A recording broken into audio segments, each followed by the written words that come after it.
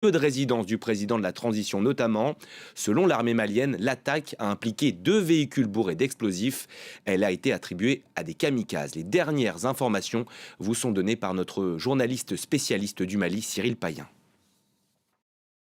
Outre cette déclaration formelle et officielle lancée par le gouvernement de transition, hein, commandé par une junte militaire qui habite à Kati, effectivement, il s'agit d'une attaque terroriste. Ce qui est un peu curieux et qui interpelle un peu les observateurs de la question, c'est que le gouvernement de transition a été très rapide pour dénoncer le grand ennemi djihadiste, la Katiba Massina, qui est affiliée à Al-Qaïda et qui, il faut le dire, marque beaucoup de points dans le nord et le centre du pays. Il n'avait jamais, si cela était le cas, osé s'en prendre, vous le disiez, au cœur symbolique du pouvoir. Le colonel Goïta réside à Kati, qui est à 15 km un peu dans les hauteurs de Bamako, qui est une ville immense, garnison, c'est la plus grosse base militaire du Mali. Donc cela donne vraiment une idée sur la portée symbolique de cette attaque. Il y a aussi, il faut le dire, des rumeurs persistantes anonymes, puisque c'est un peu dangereux ce soir. Il y a beaucoup de volatilité à Bamako qui soulignent le fait qu'il s'agirait peut-être d'une mutinerie aussi. Il n'y a pas que des accords au sein de la junte militaire, donc beaucoup de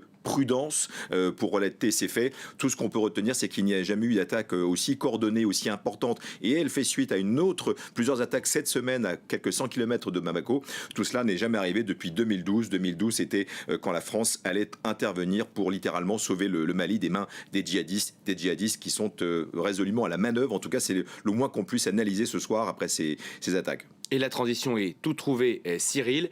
Le contexte, en toile de fond, c'est bien sûr la force Barkhane, la force française qui se retire du pays.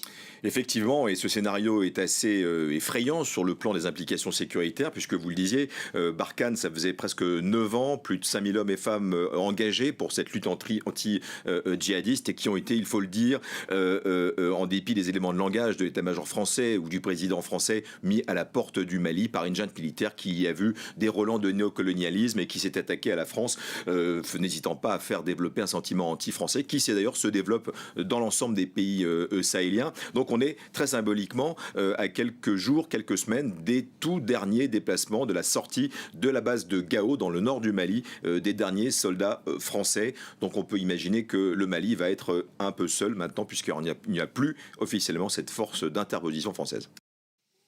Au Sri Lanka,